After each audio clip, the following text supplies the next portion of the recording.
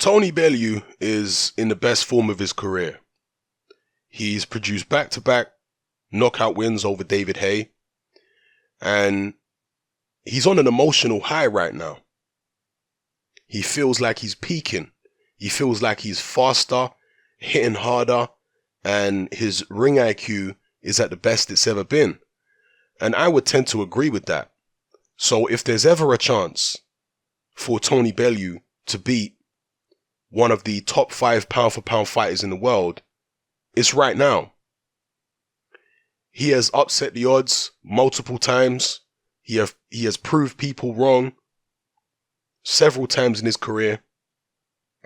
He was written off, really, by a lot of people when he stepped up to cruiserweight.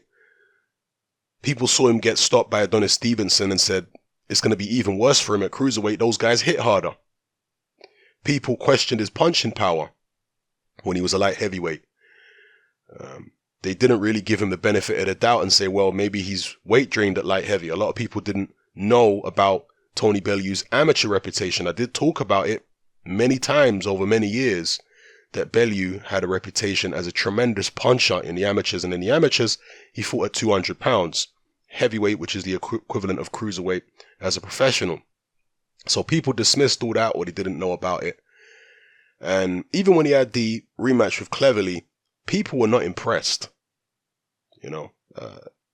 It wasn't an entertaining fight, and he did beat Cleverly in the rematch, but he didn't exactly turn many heads in the UK. So he was being written off as a cruiserweight.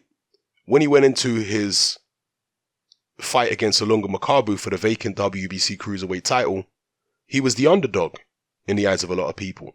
Me personally, I saw it as a 50-50 fight. If you remember the videos I did prior to this fight, I said, I see it as 50-50. I don't really find Makabu that impressive. I feel like people were overhyping him a little bit. Makabu, he was a good fighter, but nothing special. A guy who got hit a lot, but nonetheless, a lot of people did write him off. And Tony Bellew likes being written off. Tony Bellew likes being the underdog. He likes people thinking that he's got no chance. From a psychological point of view, I think he enjoys not having that pressure on him. And that's why, excuse me.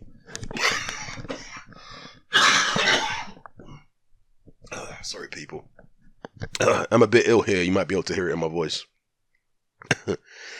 I think I'm just about well enough to do a couple videos, as long as they're not too long. Excuse me. So, where was I? The Makabu fight. He was an underdog in that one. He likes being the underdog. It takes pressure off him. And he came through with a spectacular knockout win. And that win really was typical Tony Bellew. Because Bellew is a very emotional character and a very determined character. And in the Makabu fight, he got caught and dropped in the first round when he was dominating the round up until that point. He had Makabu on the ropes and he was unloading heavy artillery. And Makabu caught him and dropped him. But that didn't deter Tony Bellew. He came out in the next round and the following round and proceeded to do the same thing. Pin Makabu on the ropes and get heavy shots off. And he finally knocked Makabu out in the third round with a left hook, knocked him out cold. And that's typical Tony Bellew. He's a guy who will take risks. He's a guy who will force the issue. He's a guy who fights with a lot of emotion. And moving on from that fight, he fought BJ Flores. Then he went into the David Haye fights. A fight which he'd been calling for a long time. Now, for those of you who are not from the UK, you might be surprised to learn that Tony Bellew wasn't a particularly popular fighter in the UK prior to the David Haye fights. He was known, but he wasn't particularly popular outside of his home city of Liverpool. In fact, there were a lot of people in Liverpool, apparently, who didn't like him. And the wider UK public just found him, I don't know, not particularly likable. That's how the UK public was with Tony Bellew to a large degree outside of his home city. But the David Haye fights changed everything. The first fight was a solid jab. The second fight was the finishing right hand, the old 1-2. The first fight shocked a lot of people. And Tony Bellew rose in the eyes, his stock, his market value rose in the eyes of the British public, both casual fans and hardcore fans alike. But it rose even more in the rematch because there were people like me who picked against him in the rematch just as we had in the first fight. And so it was a double whammy where he proved us wrong twice in a row. It has to be said though, for me personally, I believe the only 2 times I've picked against Tony Bellew, the only 2 times I've got Tony Bellew predictions wrong were in the David Haye fights. If any of you want to go through my old videos with a fine-tooth comb, be my guest. But as far as I can remember, the only times that I've got Tony Bellew predictions wrong were the 2 David Haye fights. And this is where Tony Bellew has managed to get his not only support from, but this is where he's managed to win the public's confidence with the David Haye fights, because the British public know David Haye. As we used to say back in the days, David Haye was a brand you can trust. Yeah, a name you can trust. Everybody knew David Haye. He was, as I say, a brand. Tony Bellew wiped him out when he was written off both times, particularly the first time. And that stuck in the mind of the British public. They were impressed by that and they thought, you know what? This guy is way better than we've ever given him credit for. But as I said in a previous video about this fight, I'm going to potentially make the same mistake again. I'm not buying into this idea that Tony Bellew is right up there with the Oleksandr Usyks of the world in terms of his ability and that he's got a very good chance of winning this fight. I'm not buying into it. I think Tony Bellew is a good fighter. He's clearly world class at cruiserweight. I think he's massively improved, 100%. But the David Haye fights were shocking because we, as in those of us who picked David Haye to win both times, we didn't realize how washed up and over the hill David Haye was. We thought he still had, 60% of himself, 70% of himself, and that would be enough to beat Bellew. We didn't realize that his body was completely kaput. The shoulder was finished, the ankle was finished, the reflexes were not there, the punch resistance even in the second fight wasn't there. We didn't realize the extent of how much he'd deteriorated. And so that's why it was a shock. Well, it wasn't a shock to me the second time. Haye's tactics were a shock to me, but him losing wasn't a shock the second time, but the first time was a shock. I did not expect David Haye to lose that first fight to Tony Bellew at all. As I say, be that as it may, David Haye was an injured fighter, a physically compromised fighter. And if you take David Haye out of the equation, who has Tony Bellew really beat that was of elite level? There's nobody. He stepped up to elite level against Stevenson, was soundly beaten. Is Nathan Cleverly elite level? He was a world champion at one point, but you saw what Sergey Kovalev did to him. And that was obviously Bellew fighting Cleverly in the first fight. He lost that. The rematch he won on a split decision. Masternak is a decent fighter, but he's not exactly elite, is he? So you take David Haye's name out of the equation, and Tony Bellew's resume is solid. He's not a rubbish fighter at all, Tony Bellew. He's decent. But I'm just not convinced that he's really up there with an Oleksandr Usyk. You've heard people like Johnny Nelson, for example, over the last couple weeks, claiming that Tony Bellew is a more skilled fighter than Usyk. I mean, that's not something, that's something that not even Tony Bellew would agree with. That's something that not even his promoter, Eddie Hearn, would agree with.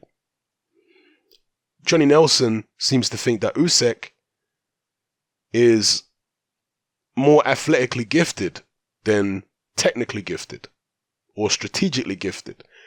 And I completely disagree. He obviously has a certain amount of athletic talent, but he's very technically gifted. The way Oleksandr Usyk can switch from fighting on the outside to fighting on the inside, from defense to offense, etc., is very, very impressive. You know, one of the most impressive performances for me of Oleksandr Usyk is a performance a lot of people don't talk about. But that was his performance against Thabiso Mchunu. That performance went under the radar. He fought Mchunu, who's about, I think, 5'7", so a very short cruiserweight. He fought Mchunu on the inside. And he beat Mchunu at his own game. Mchunu's actually primarily an outside fighter, but he can fight on the inside. Okay? And Usyk, who's like, you know, best part of a foot taller, fought the man on the inside and beat him on the inside, as well as beating him on the outside. It was a very impressive performance to me, a comprehensive performance. He can do it all, Oleksandr Usyk. You know, so many Eastern European fighters are not particularly good on the inside, but Usyk can fight there. You don't often see it, but he can do it. Usyk, even though he's only had 15 fights, he's got a much better resume than Tony Bellew. Are people overlooking this? Look at the people who Usyk has already beat. Murat Gassiev, Mairis Briedis. I mean, even Michael Hunter has gone up in the estimations of many. Krzysztof Glowacki, and I know that Thabiso Mchunu lost to Ilunga Makabu, who's somebody Tony Bellew beat, obviously. But you go look at the Mchunu-Makabu fight. Mchunu was battering Makabu for the majority of that fight, if you want to talk about who's the more talented, okay? But anyway, in terms of the top names, Krzysztof Glowacki, world champion, obviously. Briedis, Gassiev, and Michael Hunter, particularly after his win over, God, what's that heavyweight's name? I've forgotten his name now. You'll have to forgive me, people. The Congolese heavyweight, who's based himself in Britain now. His name has escaped me. But anyway, Michael Hunter's reputation has gone up after that win. It's going to do my head in if I don't click on it. Okay, Martin Bacoli. So yeah, his reputation has gone up after that win. Usyk has got a better resume than Tony Bellew, people. Yes, he does. Even though he's had far fewer fights, he's got a better resume, beat better opponents, and he's been 12 rounds multiple times. It's not like this is a guy who's been blasting everybody out and he doesn't know what it's like to go into the championship rounds. Look how many times he's been 12. He went 12 against Glowacki, 9 against Mchunu, 12 against Hunter, 10 against Marco Huck, 12 against Briedis, 12 against Gassiev. This guy knows about going the distance. He knows about different styles. He knows about switching up his game plan midway through a fight. He knows about all these things. I don't think there's anything that Tony Bellew was going to surprise Usyk with. Now, with all that being said, am I sitting here and telling you that Tony Bellew has got no chance at all against Usyk? No, I'm not. Of course Tony Bellew's got a chance. He's riding the crest of a wave. He can definitely punch. And he's going to give every ounce of himself to try and win this fight. If he's behind on the scorecards, he's not going to resign himself to defeat and just, let it happen. No. He's going to take risks and he's going to go all out, particularly given the fact that this could be his last ever professional fight. He's going to go all out. And when you've got somebody who's that determined and that committed, they're dangerous. Regardless of how good you are, they are dangerous. If Tony Bellew was to beat Oleksandr Usyk, it would not be anywhere near the biggest upset that I've seen in my life. No, not at all. Tony Bellew is a world-class cruiserweight. A world-class cruiserweight, a former world champion who hasn't lost since when? 2013. So, him beating Usyk would not be Tyson Douglas or Tyson Holyfield or Lewis McCall or Lewis Rackman. No, it wouldn't be an upset anywhere near the level of any of those. But, as I say, the way I'm thinking about this fight in my head, I just feel like Usyk is at least a 70-30 favorite in my mind. At least. People are getting caught up in the emotion of Bellew, because he's an emotional character and his past couple performances have been emotional performances, not only for him, but also for the crowd. But when I push all the emotion to the side and just think about the fight coldly, Tony Bellew's resume is not as good as Usyk's. Usyk has fought better fighters and he's managed to deal with them. The one thing I would say is that Usyk has probably never fought anybody as a professional with the emotional intensity that Bellew's got. Okay? And Bellew does have skill. Let's not make out that Bellew has no skill. He does have skill. And I'm sure Bellew would have looked at the Breedis fight in particular and saw the success that Breedis had against Usyk boxing on the back foot. That surprised me in that fight. I'm not pointing at Gassiev here. That surprised me in that fight. For Breedis to be boxing on the back foot, counter-punching, and have so much success. So Bellew would have looked at that, and Bellew, I reckon, will be trying to replicate a similar game plan, at least in the early rounds. If it's not working, then he may switch to plan B. But Oleksandr Usyk is a consummate professional, and I think he knows that Bellew will be looking at the Breedis fight and hoping to replicate what happened there. I think he knows that. And I think he will try not to fall into the same trap that he fell into in the Breedis fight. In the Breedis fight, he was really forcing the issue. He was fighting on the front foot. He was throwing a lot of shots. He was leading a lot rather than countering. And that presented a lot of opportunities to Maris Breedis. I don't think he'll present so many opportunities to Tony Bellew. So, long story short, I'm firmly picking Oleksandr Usyk to win this fight. If I had to pick a particular outcome, I'd say on points, but I also think there's a very good chance that Oleksandr Usyk could stop Tony Bellew late in the fight. And the reason I say that is because Tony Bellew is so committed to winning. Someone who's so committed to winning, as I said earlier, they're not just going to resign themselves to a 12-round points loss. They are going to go all out. They're going to take chances. And that's going to leave him open to being countered. And because of that, I think there's a decent chance that Usyk could get him out of there late. But as I say, if I had to put my money on one outcome, it would be Usyk on points. Again, Tony Bellew does have a chance. I would say 30-35% chance maybe. And I wouldn't be surprised if he hurts Usyk at some point in the fight. Maybe a couple times in the fight. That would not surprise me. Okay? Usyk was hurt briefly by Gassiev. And one or two other fights, his legs were stiffened. We've seen nothing so far to indicate that Usyk has any chin problems. But I don't think he has an iron jaw either. And while Bellew arguably may not hit as hard as a Gassiev or Breidis, and I say arguably because there are going to be people who disagree with that, but arguably he may not hit as hard as either of them, but what he does have is more relentlessness, in my opinion, and more emotional intensity, particularly more so than Breidis. Breidis is a cool, calculated kind of fighter.